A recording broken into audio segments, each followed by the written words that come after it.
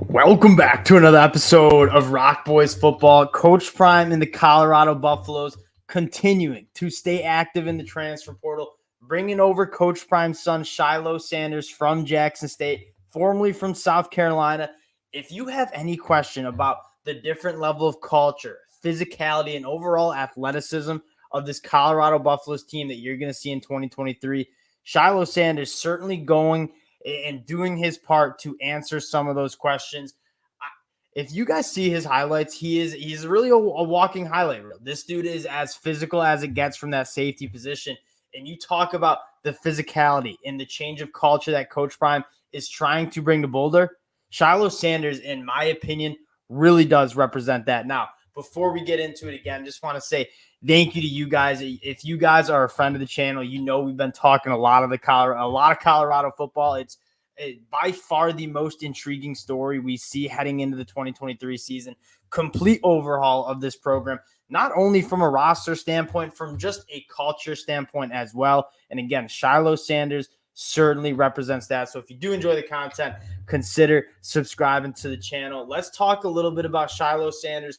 Go into a little bit more depth of what this secondary room is going to look like, because you talk about it is turning into one of the more talented secondary groups that we've seen, not only in the Pac-12, but across the country. When you talk about a guy like Kermani McLean coming in as a true freshman, Travis Hunter, Shilo Sanders, Miles Slusher, so much talent, so much athleticism, so much physicality being injected into this secondary room. It's very, very exciting.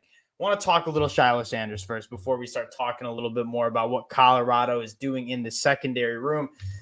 He's played SEC ball. He's played significant SEC ball at South Carolina. When Coach Prime takes a job at Jackson State, transfers to Jackson State. If you get a chance, and I'm sure many of you watching this have seen Shilo Sanders highlight reels. This dude, he calls himself Headache Gang, CEO of the Headache Gang.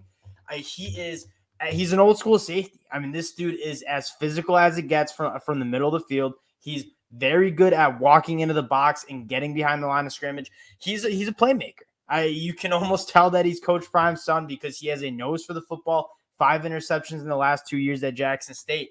But more importantly, just the physicality and speed of the game that he plays with, it's just different. And you look at Colorado and what they need. Not many negative plays on defense, not many turnovers on defense. A guy like Shilo Sanders, who has phenomenal ball skills, but he also just has a knack for getting the ball loose, being very physical. He's certainly going to play a role in that. Now, I want to go and talk a little. Well, for one, I just want to say, if you guys haven't seen the commitment video that he dropped, certainly go check that out. And I know it sounds goofy saying it, but that's part of what Coach Prime is bringing. Just that energy, just that hype around this program. I'm sitting here 11 o'clock Eastern time, absolutely fired up about Shilo Sanders and this Colorado Buffaloes team. And we haven't even seen Coach Prime coach a snap of football, and the hype continues to build around this program. Whether you win 8 games or 5 games, this program and the culture around this program is so evidently changing. Now, let's get to the football field here, too, because, again, you do have to play football in it. I continue to say this, just so intriguing to see just a roster turn around as much as Coach Prime is doing. And we've talked a lot of these transfers, obviously Alton McCaskill being the latest one, super talented running back. I kind of want to focus on what they're doing in the safety room, or in the secondary room in general, right? Because they're bringing in a lot of talented guys. Travis Jay coming over from Florida State, another highly touted kid. You talk about playmaking ability, size, speed, athleticism. Travis Jay has that, and he just needs to put it on the field. And he played decent football for Florida State, and he's in a new scenery, being coached by one of the best to ever do in Coach Prime. Another guy that's just going to add some depth and talent and playmaking ability from the back end. And something we talk about a lot. Colorado needs to force some more turnovers. They need some more impact plays on the defensive side of the ball. No better way to do it than getting safeties that are ball hawks, that are fast, and that can play the football in the air, especially when you have 2 cornerbacks, Travis Hunter and Kermani McLean, arguably the most talented cornerback duo that we see across the country. Roderick Ward, a guy coming over from Southern Utah, another variant. I don't know if he'll necessarily play just because of how loaded this secondary room is, but another playmaker who, albeit at the FCS level, still a playmaker, still knows how to find the football. Continuing to go through this list, Amarian Cooper, Jaquez Robinson coming over from Florida State and Alabama, respectively. You look at what they were ranked out of high school, which is kind of a measurement of just the athletic traits that they have coming out of high school. Two guys that would have been tops of Colorado's class, and they're both younger guys that have some eligibility remaining. It's just at this point, even if you don't know what the result is of all these transfers come the fall, you know this Colorado team is at least athletically going to be able to match up with some of these teams in the Pac-12 and across the country.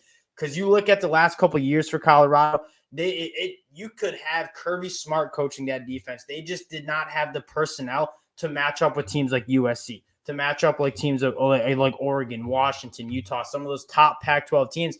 They just didn't have the bodies to do it. You could have the best defensive scheme there possibly is. You got to have the dogs too. You got to have the personnel to do so. They didn't have that. Now they do have that. Continuing to go down this list and just talk about some of the guys in the secondary room that they're bringing in. And you look at this Colorado team over the next 5 years, because again, I don't think most Colorado fans, I'm optimistic as it gets about this Colorado team. I'm not saying they're going to go win a Pac-12 championship. I'm not going to go say they're going to go compete for a college football playoff spot, because it's going to need to take a couple of years. But you look at the projection over the next couple of years, this Colorado team is going to have one of the best secondary groups consistently. Why? Because these top athletes, and you look at the secondary position, why does the NFL continue to draft athletic traits? That's because it's the most important part about playing in the secondary.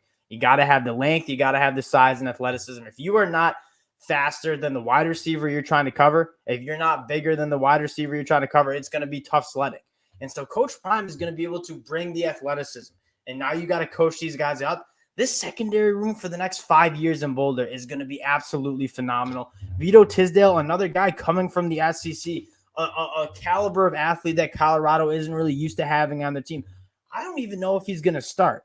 But Vito Tisdale was going to start on Kentucky before he got hurt, and now he might be a depth piece for Colorado in that secondary room. That just speaks to the level of the caliber of players they're bringing in this secondary room. Continuing to go down this list, Kendrick Breedlove coming over from Ole Miss, another SEC cat with that type of athleticism. Miles Slusher, who's played a 2-year starter at Arkansas, a phenomenal get in the transfer portal. Continue. I mean, you get down to the guys that they brought in a little bit earlier. Travis Hunter, probably arguably the best cornerback in the country. I think he'd be a top 10 pick in the NFL draft in 2024 if he was eligible. It's so exciting, and you're going to see this across the position groups, but I really do think that in 5 years, we're probably going to be talking about Colorado being CBU, secondary U, if you will, because if you're a playmaker in the secondary, whether you're cornerback or safety, you want to play for a coach that not only is as charismatic as it gets, but he was also the best to ever do it, or one of the best to ever do it, if you want to say that. And so you're going to gravitate to that because those guys want to be like Coach Prime was at Florida State and in the NFL. And so it's, again, I can't stress this enough. It's late at night, but I was too fired up to go to bed. I had to get on and talk about it. Shilo Sanders coming to Colorado. Again, just bringing that culture, that athleticism, that physicality, that playmaking ability to Boulder. Extremely exciting. And not only for year one, but just what he's going to do with time with this Colorado program, because you know the high school recruiting is going to get going as well. So again, appreciate you guys. Wanted to just give a little update again on the Colorado transfer portal. Appreciate you guys. Again, if you do enjoy the content, consider subscribing to the channel, and we'll talk to y'all later.